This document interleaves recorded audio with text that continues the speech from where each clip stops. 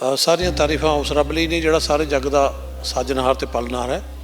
ਉਸੇ ਰੱਬ ਨੂੰ ਹੀ ਵੱਖ-ਵੱਖ ਭਾਸ਼ਾਵਾਂ ਵਿੱਚ ਅੱਲਾਹ, ਅਕਾਲ ਪੁਰਖ, ਪ੍ਰਭੂ ਪਰਮਾਤਮਾ, ਲਾਰਡ ਗੋਡ ਆਦਿ ਨਾਮਾਂ ਦੁਆਰਾ ਯਾਦ ਕੀਤਾ ਜਾਂਦਾ ਹੈ।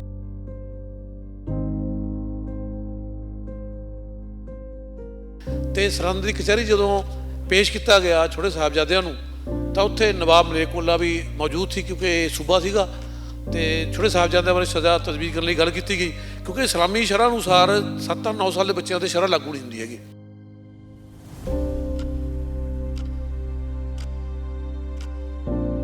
ਤੇ ਹੁਣ ਜਦੋਂ ਸੂਬੇ ਸਰਹੰਦ ਨੇ ਇਸਲਾਮ ਦੀ ਗੱਲ ਕੀਤੀ ਜਾਂਦੀ ਹੈ ਤਾਂ ਉਹਨੇ ਇਸਲਾਮ ਨੂੰ ਇਸਤੇਮਾਲ ਕਰਨ ਦੀ ਕੋਸ਼ਿਸ਼ ਕੀਤੀ ਹੈ, ਕਿਉਂਕਿ ਹਾਕਮ ਜਿਹੜੇ ਲੋਕ ਨੇ ਹਮੇਸ਼ਾ ਆਪਣੇ ਸਵਾਰਥ ਲਈ ਧਰਮ ਦਾ ਇਸਤੇਮਾਲ ਕਰਦੇ ਨੇ, ਧਰਮ ਦੀ ਆੜ ਲੈਂਦੇ ਨੇ। ਕਿ ਦੀਵਾਨ ਸੁੱਚਾ ਆਪਣੀਆਂ ਕੁੜੀਆਂ ਦੀ ਸ਼ਾਦੀ ਕਰਨਾ ਚਾਹੁੰਦਾ ਸੀ ਗੁਰੂ ਸਾਹਿਬ ਦੇ ਸਾਹਿਬਜ਼ਾਦਿਆਂ ਨਾਲ। ਅਸਲ 'ਚ ਜਦੋਂ ਉਹਦੇ ਵਿੱਚ ਨਵਾਬ ਸ਼ੇਰ ਮੁਹੰਮਦ ਖਾਨ ਨੂੰ ਕਿਹਾ ਗਿਆ ਵੀ ਤੂੰ ਆਪਣੇ ਭਰਾ ਦਾ ਬਦਲਾ ਲੈ ਲੈ, ਤਾਂ ਉਹਨੇ ਕਿਹਾ ਵੀ ਮੇਰੀ ਲੜਾਈ ਤਾਂ ਜਿਹੜਾ ਬਦਲਾ ਲੈਣਾ ਇਹਨਾਂ ਦੇ ਪਿਤਾ ਤੋਂ ਲਊਂਗਾ, ਜੰਗ ਦੇ ਮੈਦਾਨ 'ਚ ਲਊਂਗਾ, ਇਹ ਤਾਂ ਮਾਸੂਮ ਬੱਚੇ ਨੇ। ਵੀ ਜਦੋਂ ਗੁਰੂ ਸਾਹਿਬ ਨੇ ਉਹਨਾਂ ਦੀ ਬੱਚੀਆਂ ਨਾਲ ਸ਼ਾਦੀ ਕਰਨ ਤੋਂ ਇਨਕਾਰ ਕਰਤੀ ਤਾਂ ਉਹ ਦੁਸ਼ਮਣ ਬਣ ਗਿਆ ਗੁਰੂ ਸਾਹਿਬ ਦਾ। ਤੇ ਉਹ ਜਦੋਂ ਬਿਲਕੁਲ ਤੈਅ ਹੋ ਗਿਆ ਸੀ, ਕੋਰਟ ਦਾ ਫੈਸਲਾ ਹੋ ਗਿਆ ਸੀ ਛੋਟੇ ਸਾਹਿਬ ਨੂੰ ਛੱਡ ਦਿੱਤਾ ਜਾਵੇ, ਤਾਂ ਉਸਨੇ ਸੂਬੇ ਸਰਹੰਦ ਨੂੰ ਇਹ ਕਹਿੰਦੇ ਭੜਕਾਇਆ ਕਿ ਸੱਪ ਦੇ ਵਿੱਚ ਸਪੂਲੀਏ ਹੁੰਦੇ ਨੇ, ਇਹ ਵੱਡੇ ਹੋ ਕੇ ਸੱਪ ਹੀ ਬਣਨਗੇ ਤੇ ਵੱਡਾ ਦੁੱਖ ਦੇਣਗੇ, ਇਸ ਲਈ ਇਹਨਾਂ ਨੂੰ ਹੁਣੇ ਖਤਮ ਕਰ ਦੇਣਾ ਚਾਹੀਦਾ। ਉਸ ਵੇਲੇ ਸੂਬੇ ਸਰਹੰਦ ਨੇ ਉਹਦੇ ਬਾਰ-ਬਾਰ ਭੜਕਾਉਣ ਤੇ ਦੂਸਰੀ ਵਾਰ ਜਿਹੜਾ ਹੈ ਛੋਟੇ ਸਾਹਿਬਜ਼ਾਦਿਆਂ ਨੂੰ ਸਰਹੰਦ ਦੀਆਂ ਜਿਹੜਾ ਨੀਹਾਂ 'ਚ ਚਿਰਨ ਦਾ ਹੁਕਮ ਦਿੱਤਾ ਸੀ। ਤੇ ਉੱਥੇ ਨਵਾਬ ਸ਼ੇਰ ਮੁਹੰਮਦ ਖਾਨ ਮੌਜੂਦ ਸੀ। ਉਹਨੇ ਨਵਾਬ ਸ਼ੇਰ ਮੁਹੰਮਦ ਖਾਨ ਨੇ ਸੂਬੇ ਸਰਹੰਦ ਦੇ ਇਸ ਹੁਕਮ ਦਾ ਵਿਰੋਧ ਕੀਤਾ ਤੇ ਪ੍ਰੋਟੈਸਟ ਤਾਂ ਰੋਜ਼ ਤੇ ਪ੍ਰੋਟੈਸਟ ਕਰਕੇ ਕਰਦਾ ਹੋਇਆ ਹਾ ਦਾ ਨਾਰਾ ਮਾਰ ਕੇ ਉਹਦੀ ਕੋਰਟ 'ਚੋਂ ਬਾਹਰ ਚਲਾ ਜਾਂਦਾ।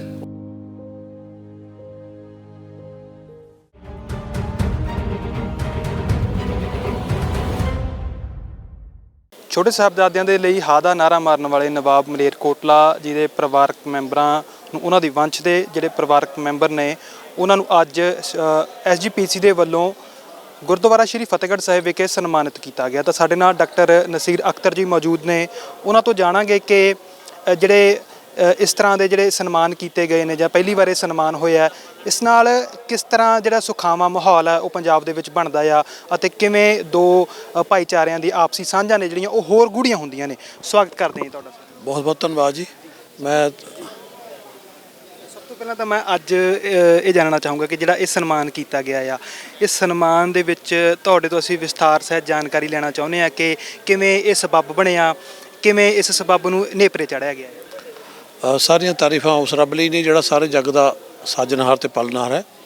ਉਸੇ ਰੱਬ ਨੂੰ ਹੀ ਵੱਖ-ਵੱਖ ਭਾਸ਼ਾਵਾਂ ਵਿੱਚ ਅੱਲਾਹ, ਅਕਾਲ ਪੁਰਖ, ਪ੍ਰਭੂ ਪਰਮਾਤਮਾ, ਲਾਰਡ ਗੋਡ ਆਦਿ ਨਾਮਾਂ ਦੁਆਰਾ ਯਾਦ ਕੀਤਾ ਜਾਂਦਾ ਹੈ। ਇਤਿਹਾਸ ਇਸ ਗੱਲ ਦੀ ਗਵਾਹੀ ਭਰਦਾ ਹੈ ਕਿ ਜਿਹੜੇ ਹਾਕਮ ਹੁੰਦੇ ਨੇ ਉਹਨਾਂ ਲਈ ਜਿਹੜਾ ਧਰਮ ਹੁੰਦਾ ਉਹਨਾਂ ਦੀ ਹੁਕੂਮਤ ਹੁੰਦੀ ਹੈ, ਬਲਕਿ ਤੇ ਉਹਨਾਂ ਲਈ ਪਹਿਲਾਂ ਹੁਕੂਮਤ ਦੇ ਧਰਮ ਮਗਰੋਂ ਹੁੰਦਾ। ਅਤੇ ਉਹ ਤਾਂ ਹਰ ਉਸ ਬੰਦੇ ਨੂੰ ਮਾਰ ਪਕਾਉਂਦੇ ਨੇ ਜਿਹਨੂੰ ਆਪਣੇ ਹੁਕੂਮਤ ਲਈ ਨੁਕਸਾਨਦੇਹ ਸਮਝਦੇ ਨੇ। ਇੱਥੇ ਵੀ ਇਸ ਤਰ੍ਹਾਂ ਹੀ ਹੋਇਆ। ਜਦੋਂ 1704 'ਚ ਪਰਿਵਾਰ ਵਿਛੋੜਾ ਪੈਂਦਾ ਹੈ ਅਤੇ ਪਰਿਵਾਰ ਵਿਛੋੜੇ ਤੋਂ ਬਾਅਦ ਗੁਰੂ ਸਾਹਿਬ ਚੱਲ ਕੇ ਉੱਥੋਂ 17-18 ਕਿਲੋਮੀਟਰ ਰੋਪੜ ਪਹੁੰਚਦੇ ਨੇ। ਰੋਪੜ ਦੇ ਲਾਗੇ ਕੋਟਰਾ ਨਿਹੰਗਾ ਆ ਕੇ ਰੁਕਦੇ ਨੇ ਅਤੇ ਉੱਥੇ ਰੁਕ ਕੇ 2 ਦਿਨ ਰਹਿ ਕੇ ਉੱਥੋਂ ਅੱਗੇ ਚੱਲਦੇ ਨੇ। ਅਤੇ ਇਹ ਜਿਹੜਾ ਇਸਦੇ ਦਰਮਿਆਨ ਦੂਸਰਾ ਜਿਹੜਾ ਗਰੁੱਪ ਸੀ ਉਹ ਚੱਲਦਾ ਹੈਗਾ ਉੱਥੋਂ ਸਰਸਾ ਨਦੀ ਤੋਂ ਮਾਤਾ ਜੀ ਦੇ ਛੋਟੇ ਸਾਹਿਬਜ਼ਾਦੇ, ਅਤੇ ਉਹ ਗੰਗੂ ਆਪਣੇ ਘਰ ਲਿਆਉਂਦਾ ਸਿਹੋੜੀ ਪਿੰਡ, ਜਿਵੇਂ ਮੈਂ ਪਹਿਲਾਂ ਕਿਹਾ। ਅਤੇ ਉੱਥੋਂ ਉਹ ਰਾਤ ਨੂੰ ਉਹਦੇ ਦਿਲ 'ਚ ਮਨ 'ਚ ਪਹਿਲਾਂ ਹੀ ਪਤਾ ਸੀ ਮਾਤਾ ਜੀ ਕੋਲ ਸੋਨੇ ਦੀਆਂ ਮੋਹਰਾਂ ਨੇ ਅਤੇ ਨਗਦੀ ਹੈ, ਅਤੇ ਉਹ ਬੇਈਮਾਨ ਹੋ ਗਿਆ ਅਤੇ ਉਸਨੇ ਸਵੇਰੇ ਗੁਰੂ ਸਾਹਿਬ ਨੂੰ ਛੋਟੇ ਸਾਹਿਬਜ਼ਾਦੇ ਅਤੇ ਮਾਤਾ ਜੀ ਨੂੰ ਗ੍ਰਿਫਤਾਰ ਕਰਾ ਕੇ ਸਰਹੰਦ ਭਿਜਵਾ ਦਿੱਤਾ ਸੀ। ਅਤੇ ਸਰਹੰਦ ਦੀ ਕਚਹਿਰੀ ਜਦੋਂ ਪੇਸ਼ ਕੀਤਾ ਗਿਆ ਛੋਟੇ ਸਾਹਿਬਜ਼ਾਦਿਆਂ ਨੂੰ ਤਾਂ ਉੱਥੇ ਨਵਾਬ ਮਲੇਕੁल्ला ਵੀ ਮੌਜੂਦ ਸੀ, ਕਿਉਂਕਿ ਇਹ ਸੂਬਾ ਸੀਗਾ ਅਤੇ ਛੋਟੇ ਸਾਹਿਬਜ਼ਾਦਿਆਂ ਬਾਰੇ ਸਜ਼ਾ ਤਜਵੀਜ਼ ਕਰਨ ਲਈ ਗੱਲ ਕੀਤੀ ਗਈ, ਕਿਉਂਕਿ ਇਸਲਾਮੀ ਸ਼ਰ੍ਹਾ ਅਨੁਸਾਰ 7-9 ਸਾਲ ਦੇ ਬੱਚਿਆਂ ਤੇ ਸ਼ਰ੍ਹਾ ਲਾਗੂ ਨਹੀਂ ਹੁੰਦੀ ਹੈਗੀ। ਅਤੇ ਜਿਹੜੀ ਸ਼ਰ੍ਹਾ ਲਾਗੂ ਹੁੰਦੀ ਹੈ ਉਹ ਤਾਂ 13-14 ਸਾਲ ਤੋਂ ਬਾਅਦ ਹੁੰਦੀ ਹੈ, ਜਦੋਂ ਉਹ ਬਾਲਗ ਹੋ ਜਾਵੇ। ਔਰ ਵੈਸੇ ਵੀ ਇਸਲਾਮ 'ਚ ਕਿਸੇ ਨੂੰ ਜ਼ਬਰਦਸਤੀ ਮੁਸਲਮਾਨ ਬਣਾਇਆ ਨਹੀਂ ਜਾ ਸਕਦਾ, ਕਿਉਂਕਿ ਇਸਲਾਮ ਦਾ ਕਾਨੂੰਨ ਹੈ। ਕੁਰਾਨ ਵਿੱਚ ਮਜੀਦ ਵਿੱਚ ਇੱਕ ਸੂਰਤ ਹੈ ਅਲ ਬਕਰਾ, ਉਹਦੀ ਆਇਤ ਨੰਬਰ 256 ਹੈ, ਲਾ ਇਕਰਾਹ ਫਿੱਦੀਨ। ਇਸਲਾਮ ਵਿੱਚ ਜ਼ੋਰ ਜ਼ਬਰਦਸਤੀ ਜਾਂ ਧੱਕੇ ਲਈ ਕੋਈ ਥਾਂ ਹੀ ਨਹੀਂ ਹੈਗੀ। ਅਤੇ ਉਹੀ ਹੈ ਨਾ ਜਿਹੜੇ। ਅਤੇ ਹੁਣ ਜਦੋਂ ਸੂਬੇ ਸਰਹੰਦ ਨੇ ਇਸਲਾਮ ਦੀ ਗੱਲ ਕੀਤੀ ਜਾਂਦੀ ਹੈ ਤਾਂ ਉਹਨੇ ਇਸਲਾਮ ਨੂੰ ਇਸਤੇਮਾਲ ਕਰਨ ਦੀ ਕੋਸ਼ਿਸ਼ ਕੀਤੀ ਹੈ, ਕਿਉਂਕਿ ਹਾਕਮ ਜਿਹੜੇ ਲੋਕ ਨੇ ਹਮੇਸ਼ਾ ਆਪਣੇ ਸਵਾਰਥ ਲਈ ਧਰਮ ਦਾ ਇਸਤੇਮਾਲ ਕਰਦੇ ਨੇ, ਧਰਮ ਦੀ ਆੜ ਲੈਂਦੇ ਨੇ। ਧਰਮ ਨਾਲ ਉਹਨੂੰ ਕੋਈ ਜਾਣੀ ਕਿ ਬਹੁਤਾ ਲਗਾਉ ਨਹੀਂ ਹੁੰਦਾ। ਅੱਜ ਵੀ ਧਰਮ ਦੇ ਹੋਕੇ ਲਾ ਲਾ ਕੇ ਹੁਕੂਮਤਾਂ ਪ੍ਰਾਪਤ ਕੀਤੀਆਂ ਚਲਾਈਆਂ ਜਾ ਰਹੀਆਂ ਨੇ। ਉਸ ਵੇਲੇ ਵੀ ਉਹਨੇ ਕੀਤਾ, ਹਾਲਾਂਕਿ ਹੁਣ ਧਰਮ ਨਾਲ ਕੋਈ ਲਗਾਉ ਨਹੀਂ था, ਲੇਕਿਨ ਜਿਵੇਂ ਇਤਿਹਾਸ 'ਚ ਕਿਹਾ ਜਾਂਦਾ ਵੀ ਉਹ ਇਸਲਾਮ ਕਬੂਲ ਕਰਨ ਨਹੀਂ ਕਿਹਾ, ਨਾ ਤਾਂ ਉਸ ਤਰ੍ਹਾਂ ਇਸਲਾਮ ਕਬੂਲ ਹੁੰਦਾ ਹੈ, ਨਾ ਹੀ 7-9 ਸਾਲ ਦੇ ਬੱਚੇ 'ਤੇ ਸ਼ਰ੍ਹਾ ਲਾਗੂ ਹੁੰਦੀ ਹੈ।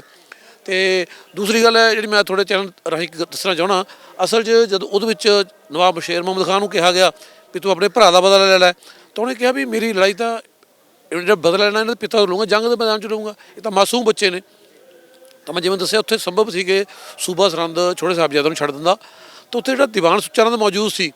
ਇਤਿਹਾਸ ਦੱਸਦਾ ਪੁਰਾਤਨ ਪੰਥ ਪ੍ਰਕਾਸ਼ ਲਿਖਿਆ ਇਹ ਪੰਨਾ ਹੈਗਾ 48 ਅਤੇ ਗੁਰਪ੍ਰਤਾਪ ਸੂਰਜ ਗ੍ਰੰਥ ਐਨਿਕ ਅੰਸੂ 51 'ਤੇ ਕਿ ਦੀਵਾਨ ਸੁੱਚਾ ਨੰਦ ਆਪਣੀਆਂ ਕੁੜੀਆਂ ਦੀ ਸ਼ਾਦੀ ਕਰਨਾ ਚਾਹੁੰਦਾ ਸੀ ਗੁਰੂ ਸਾਹਿਬ ਦੇ ਸਾਹਿਬਜ਼ਾਦਿਆਂ ਨਾਲ। ਬਿਲਕੁਲ ਉਹੀ ਘਟਨਾ ਹੈ ਜੇ ਤੁਸੀਂ ਇਤਿਹਾਸ 'ਤੇ ਝਾਤ ਮਾਰੋਗੇ, ਜਿਵੇਂ ਚੰਦੂ ਲਾਲ ਨੇ ਕੀਤਾ ਸੀ ਆਪਣੀ ਕੁੜੀ ਦਾ ਰਿਸ਼ਤਾ ਨਾ ਲੈਣ ਕਰਕੇ ਸ਼੍ਰੀ ਗੁਰੂ ਅਰਜਨ ਦੇਵ ਜੀ ਦਾ ਜਿਹੜਾ ਉਹ ਕੀਤਾ ਵਿਰੋਧ ਕੀਤਾ ਸੀ। ਬਿਲਕੁਲ ਉਸੇ ਤਰ੍ਹਾਂ ਹੀ ਵੀ ਜਦੋਂ ਗੁਰੂ ਸਾਹਿਬ ਨੇ ਉਹਨਾਂ ਦੀ ਬੱਚੀਆਂ ਨਾਲ ਸ਼ਾਦੀ ਕਰਨ ਤੋਂ ਇਨਕਾਰ ਕਰਤੀ ਤਾਂ ਉਹ ਦੁਸ਼ਮਣ ਬਣ ਗਿਆ ਗੁਰੂ ਸਾਹਿਬ ਦਾ। ਅਤੇ ਉਹ ਜਦੋਂ ਬਿਲਕੁਲ ਤੈਅ ਹੋ ਗਿਆ ਸੀ, ਕੋਰਟ ਦਾ ਫੈਸਲਾ ਹੋ ਗਿਆ ਸੀ ਛੋਟੇ ਸਾਹਿਬਜ਼ਾਦਿਆਂ ਨੂੰ ਛੱਡ ਦਿੱਤਾ ਜਾਵੇ, ਤਾਂ ਉਸਨੇ ਸੂਬੇ ਸਰਹੰਦ ਨੂੰ ਇਹ ਕਹਿੰਦੇ ਭੜਕਾਇਆ ਕਿ ਸੱਪ ਦੇ ਵਿੱਚ ਸਪੋਲੀਏ ਹੁੰਦੇ ਨੇ, ਇਹ ਵੱਡੇ ਹੋ ਕੇ ਸੱਪ ਹੀ ਬਣਨਗੇ ਅਤੇ ਵੱਡਾ ਦੁੱਖ ਦੇਣਗੇ, ਇਸ ਲਈ ਇਹਨਾਂ ਨੂੰ ਹੁਣੇ ਖਤਮ ਕਰ ਦੇਣਾ ਚਾਹੀਦਾ। ਉਸ ਵੇਲੇ ਸੂਬੇ ਸਰਹੰਦ ਨੇ ਉਹਦੇ ਬਾਰ-ਬਾਰ ਭੜਕਾਉਣ 'ਤੇ ਦੂਸਰੀ ਵਾਰ ਜਿਹੜਾ ਹੈ ਛੋਟੇ ਸਾਹਿਬਜ਼ਾਦਿਆਂ ਨੂੰ ਸਰਹੰਦ ਦੀਆਂ ਜਿਹੜਾ ਨੀਹਾਂ 'ਚ ਚਿਣ ਦਾ ਹੁਕਮ ਦਿੱਤਾ ਸੀ। ਅਤੇ ਉੱਥੇ ਨਵਾਬ ਸ਼ੇਰ ਮੁਹੰਮਦ ਖਾਨ ਮੌਜੂਦ ਸੀ। ਉਹਨੇ ਨਵਾਬ ਸ਼ੇਰ ਮੁਹੰਮਦ ਖਾਨ ਨੇ ਸੂਬੇ ਸਰਹੰਦ ਦੇ ਇਸ ਹੁਕਮ ਦਾ ਵਿਰੋਧ ਕੀਤਾ ਅਤੇ ਪ੍ਰੋਟੈਸਟ ਰੋਜ਼ 'ਤੇ ਪ੍ਰੋਟੈਸਟ ਕਰਦਾ ਹੋਇਆ ਹਾ ਦਾ ਨਾਅਰਾ ਮਾਰ ਕੇ ਉਹਦੀ ਕੋਰਟ 'ਚੋਂ ਬਾਹਰ ਚਲਾ ਜਾਂਦਾ ਵੀ ਇੱਥੇ ਜਿੱਥੇ ਮਾਸੂਮਾਂ 'ਤੇ ਜ਼ੁਲਮ ਹੁੰਦਾ ਉੱਥੇ ਰੱਬ ਦਾ ਕਹਿਰ ਨਾਜ਼ਰ ਹੁੰਦਾ, ਇੱਥੇ ਰੱਬ ਦਾ ਕਹਿਰ ਨਾਜ਼ਰ ਹੋਊਗਾ। ਇੱਕ ਸੱਚਾਈ ਹੈ, ਮੈਂ ਅਕਸਰ ਕਹਿਣਾ ਹੁੰਦਾ ਵੀ ਅਗਰ ਪਹਿਲਾਂ ਗੰਗੂ ਧੋਖੇ ਨਾਲ ਛੋਟੇ ਸਾਹਿਬਜ਼ਾਦੇ ਦੇ ਮਾਤਾ ਜੀ ਨੂੰ ਗ੍ਰਿਫਤਾਰ ਨਾ ਕਰਾਉਂਦਾ ਤਾਂ ਹੋ ਸਕਦਾ ਹੈ ਸੋਗਦਾਇਕ ਘਟਨਾ ਨਾ ਵਾਪਰਦੀ। ਉਸ ਤੋਂ ਬਾਅਦ ਜਦੋਂ ਕਾਜ਼ੀ ਨੇ ਫੈਸਲਾ ਦਿੱਤਾ ਸੀ ਕਿ ਇਸਲਾਮੀ ਸ਼ਰ੍ਹਾ ਅਨੁਸਾਰ ਇਹਨਾਂ ਨੂੰ ਕੋਈ ਸਜ਼ਾ ਨਹੀਂ ਦਿੱਤੀ ਜਾ ਸਕਦੀ, ਉਸ ਤੋਂ ਬਾਅਦ ਦੀਵਾਨ ਸੁੱਚਾ ਨੰਦ ਬਾਰ-ਬਾਰ ਨਾ ਭੜਕਾਉਂਦਾ ਸੂਬੇ ਨੂੰ, ਤਾਂ ਹੋ ਸਕਦਾ ਹੈ ਸੋਗਦਾਇਕ ਘਟਨਾ ਨਾ ਵਾਪਰਦੀ।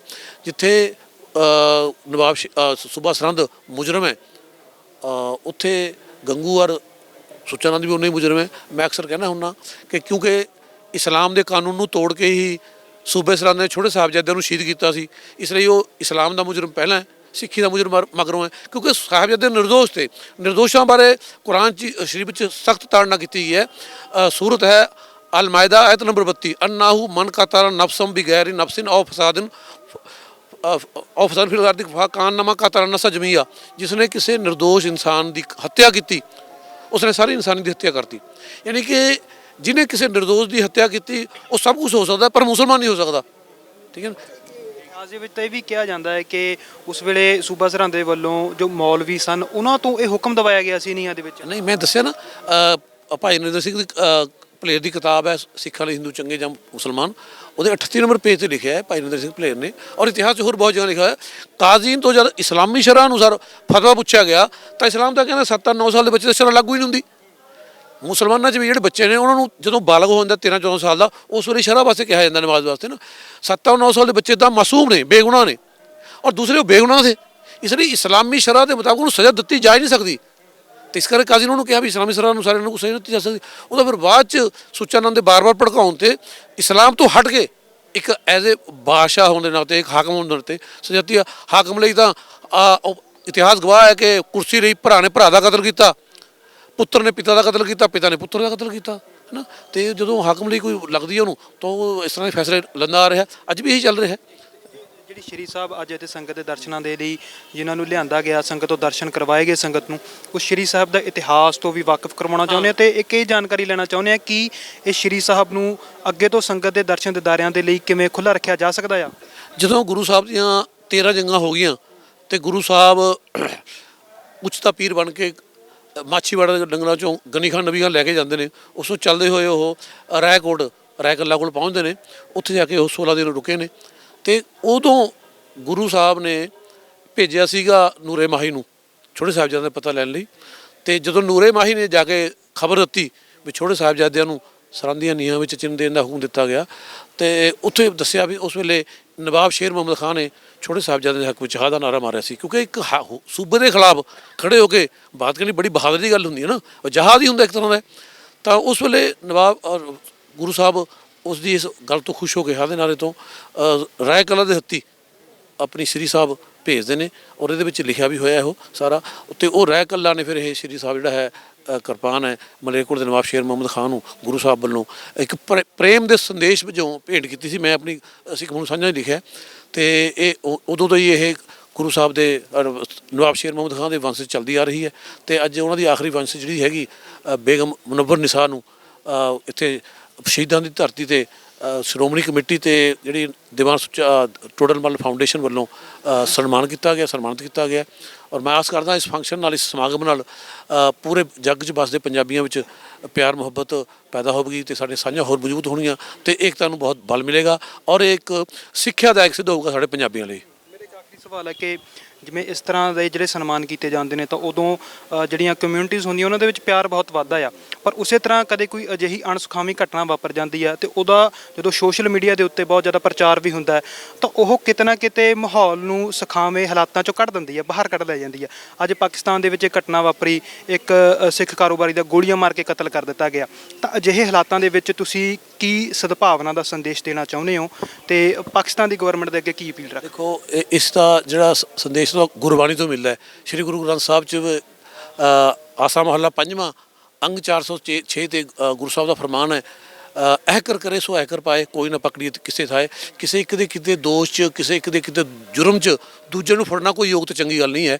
ਜਿਸ ਦਾ ਦੋਸ਼ ਹੋਵੇ, ਜਿਸ ਦਾ ਜੁਰਮ ਹੋਵੇ, ਉਸ ਨੂੰ ਸਜ਼ਾ ਦਿੱਤੀ ਜਾਵੇ, ਕਿਉਂਕਿ ਕਰੇ ਕੋਈ ਭਰੇ ਕੋਈ, ਇਹ ਗੱਲ ਨਿਆਂਪੂਰਵਕ ਨਹੀਂ ਕਹੀ ਜਾ ਸਕਦੀ। ਪਹਿਲੀ ਪਾਤਸ਼ਾਹ ਵੀ ਇਹੀ ਕਹਿੰਦੇ, ਕਲਯੁਗ ਸੱਚ ਨਿਆਓ ਹੈ, ਜੋ ਵਿਗਾੜੇ ਪਾਵੇ ਸੋਏ, ਹੋਰ ਕਿਸੇ ਨਾ ਮਾਰੀਏ ਭਾਵੇਂ ਕੋਈ ਹੋਏ, ਜਿਹੜਾ ਅੰਗ ਗੁਨਾਹ ਕਰੇ ਤਿਸ ਅੱਗੇ ਮਿਲੇ ਸਜਾਏ, ਵਿੱਚ ਕਿਤਾਬਾਂ ਲਿਖਿਆ ਆਖਿਆ ਪਾਕ ਖੁਦਾਏ।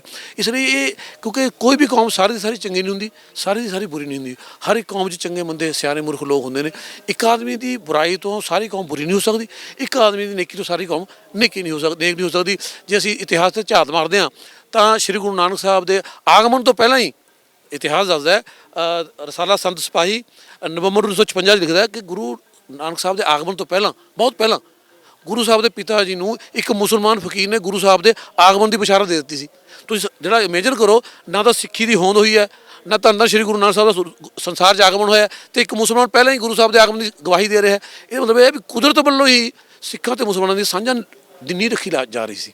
ਅਤੇ ਫਿਰ ਜਿਸ ਰਾਤ ਗੁਰੂ ਸਾਹਿਬ ਦਾ ਆਗਮਨ ਹੁੰਦਾ ਹੈ ਰਾਏ ਭੋਜ ਤਲਵੰਡੀ ਵਿਖੇ, ਉਸੇ ਰਾਤ ਗੁਰੂ ਸਾਹਿਬ ਦੇ ਆਗਮਨ ਤੋਂ ਠੀਕ ਪਹਿਲਾਂ ਰਾਏ ਭੋਜ ਦੀ ਤਲਵੰਡੀ ਦਾ ਉਸ ਵੇਲੇ ਦਾ ਮੁਸਲਮਾਨ ਰਾਜਾ ਰਾਏ ਬੁਲਾਰ ਮੁਹੰਮਦ ਭੱਟੀ ਇਹ ਸੁਪਨਾ ਵੇਖਦਾ ਹੈ ਕਿ ਤਲਵੰਡੀ ਵਿਖੇ ਨੂਰ ਦਾ ਇੱਕ ਦਰਿਆ ਵਗੇਗਾ ਜੋ ਲੋਕਾਂ ਦੇ ਵੀਰਾਨ ਪਏ ਦਿਲਾਂ ਨੂੰ ਰੱਬੀ ਨੂਰ ਨਾਲ ਰੋਸ਼ਨ ਕਰੇਗਾ।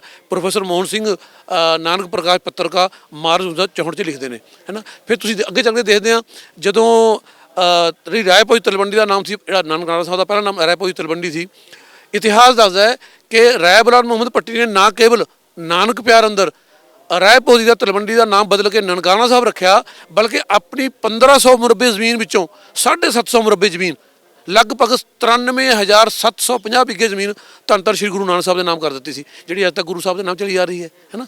ਫਿਰ ਇਤਿਹਾਸ ਦੱਸਦਾ ਹੈ, ਉਪਦੇਸ਼ਕ ਜੁਲਾਈ 1933 ਵਿੱਚ ਲਿਖਦਾ ਹੈ ਰਸਾਲਾ, ਅਕਬਰ ਪਾਤਸ਼ਾਹ ਤੋਂ ਪਹਿਲਾਂ ਵੀ ਭਾਵੇਂ ਮੁਗਲ ਬਾਦਸ਼ਾਹ ਨੇ ਗੁਰੂ ਘਰ ਨਾਲ ਪ੍ਰੇਮ ਕੀਤਾ ਸੀ, ਪਰ ਇਸ ਬਾਦਸ਼ਾਹ ਨੇ ਇਸਲਾਮ ਦਾ ਸਿੱਖੀ ਨਾਲ ਉਹ ਰਿਸ਼ਤਾ ਜੋੜਿਆ ਜੋ ਕਦੇ ਟੁੱਟਣ ਵਾਲਾ ਨਹੀਂ। ਪਰਗਨਾ ਝਬਾਲ ਦੇ 84 ਪਿੰਡ ਤੀਸਰੇ ਗੁਰੂ ਸਾਹਿਬ ਗੁਰੂ ਰਾਮਦਾਸ ਜੀ ਅਮਰਦਾਸ ਜੀ ਦੀ ਬੇਟੀ ਬੀਬੀ ਭਾਨੀ ਦੇ ਨਾਮ ਅਰਪਣ ਕੀਤੇ, ਜਿਨ੍ਹਾਂ ਵਿੱਚ ਅੱਜ ਦੀਨ ਦੁਨੀ ਦਾ ਕੇਂਦਰ ਸ਼੍ਰੀ ਅੰਮ੍ਰਿਤਸਰ ਅਤੇ ਸ਼੍ਰੀ ਹਰਿਮੰਦਰ ਸਾਹਿਬ ਸੁਹਾਇਮਾਨ ਨੇ। ਉਪਦੇਸ਼ਕ ਜੁਲਾਈ 1933 ਵਿੱਚ ਇਹ ਦਰਜ ਹੈ ਨਾ। ਇਹ ਸਾਰੇ ਸਾਰੀਆਂ ਘਟਨਾਵਾਂ ਦੱਸਦੀਆਂ ਨੇ ਵੀ ਮਾੜੇ ਲੋਕ ਹਰ ਜਗ੍ਹਾ ਹੁੰਦੇ, ਜਿਵੇਂ ਮੈंने ਕਿਹਾ। ਅਤੇ ਜੇ ਅਸੀਂ ਦੇਖਦੇ ਹਾਂ ਤਾਂ ਪਿੱਛੇ ਝਾਤ ਮਾਰਦੇ ਹਾਂ, ਗੁਰੂ ਸਾਹਿਬ ਦੇ ਘਰ ਪੈਦਾ ਹੁੰਦਾ ਪ੍ਰਿਥੀ ਚੰਦ, ਚੌਥੇ ਗੁਰੂ ਸਾਹਿਬ ਦਾ ਵੱਡਾ ਪੁੱਤਰ ਹੈ, ਪੰਜਵੇਂ ਗੁਰੂ ਸਾਹਿਬ ਦਾ ਵੱਡਾ ਭਰਾ ਹੈ, ਛੇਵੇਂ ਗੁਰੂ ਸਾਹਿਬ ਗੁਰੂ ਹਰਗੋਬਿੰਦ ਦਾ ਤਾਇਆ ਹੈ। ਜਦੋਂ ਛੇਵੇਂ ਗੁਰੂ ਸਾਹਿਬ ਹਾਲੇ ਦੁੱਧ ਪੀਂਦੇ ਬੱਚੇ ਥੇ ਤਾਂ 2 ਵਾਰੀ ਉਹ ਸਕੇ ਤਾਏ ਨੇ ਜ਼ਹਿਰ ਦੇ ਕੇ ਮਾਰਨ ਦੀ ਕੋਸ਼ਿਸ਼ ਕੀਤੀ ਹੈ। ਅਤੇ ਹੁਣ ਇਹਦੇ ਨਾਲ ਆਪਾਂ ਸਿੱਖੀ ਨੂੰ ਜਾਂ ਸਿੱਖ ਧਰਮ ਤੋਂ ਬੁਰਾ ਨਹੀਂ ਨਾ ਕਹਿ ਸਕਦੇ। ਇਸ ਤਰ੍ਹਾਂ ਹੀ ਅਗਰ ਕੋਈ ਬੰਦਾ ਮਾੜਾ ਮੁਸਲਮਾਨ ਕੌਮ 'ਚ ਹੋ ਕੇ ਮਾੜਾ ਕਰਦਾ, ਉਹ ਮੁਸਲਮਾਨ ਦੇ ਭੇਸ 'ਚ ਹੈ। ਸੱਚਾ ਮੁਸਲਮਾਨ ਤਾਂ ਜਿਹੜਾ ਇਸਲਾਮੀ ਸਿੱਖਿਆ ਨੂੰ ਫਾਲੋ ਕਰਦਾ ਹੈ, ਸੱਚਾ ਸਿੱਖ ਉਹ ਹੈ ਜਿਹੜਾ ਗੁਰਬਾਣੀ ਨੂੰ ਫਾਲੋ ਕਰਦਾ ਹੈ। ਜਿਹੜਾ ਤੋੜਦਾ ਤਾਂ ਮੁਜਰਮ ਹੈ, ਉਸੇ ਧਰਮ ਦਾ ਮੁਜਰਮ ਹੈ। ਇਸ ਤਰ੍ਹਾਂ ਅਗਰ ਕੋਈ ਮੁਸਲਮਾਨ ਦੇ ਭੇਸ 'ਚ ਕੋਈ ਕਰਦਾ ਹੈ ਤਾਂ ਸੱਚਾ ਮੁਸਲਮਾਨ ਥੋੜ੍ਹੀ ਹੈ, ਉਹ ਤਾਂ ਇਸਲਾਮ ਦਾ ਹੀ ਮੁਜਰਮ ਹੈ। ਬਹੁਤ ਤੁਸੀਂ ਕੀਮਤੀ ਵਿਚਾਰ ਜਿਹੜੇ ਸਾਡੇ ਨਾਲ ਸਾਂਝੇ ਕੀਤੇ ਨੇ। ਤਾਂ ਡਾਕਟਰ ਨਸੀਰ ਅਖਤਰ ਜੀ ਹੋਰਾਂ ਨਾਲ ਗੱਲਬਾਤ ਕੀਤੀ ਹੈ। ਉਹਨਾਂ ਨੇ ਜਿਹੜੀ ਹੈ ਕੌਮੀ ਏਕਤਾ ਦੀ ਗੱਲ, 2 ਕੌਮਾਂ ਦੇ ਵਿਚਕਾਰ ਪਿਆਰ ਸਦਭਾਵਨਾ ਦੀ ਗੱਲ ਹੈ ਜਿਹੜੀ ਉਹ ਸਾਹਮਣੇ ਰੱਖੀ ਹੈ। ਤੁਸੀਂ ਦੇਖਦੇ ਰਹੋ PBC।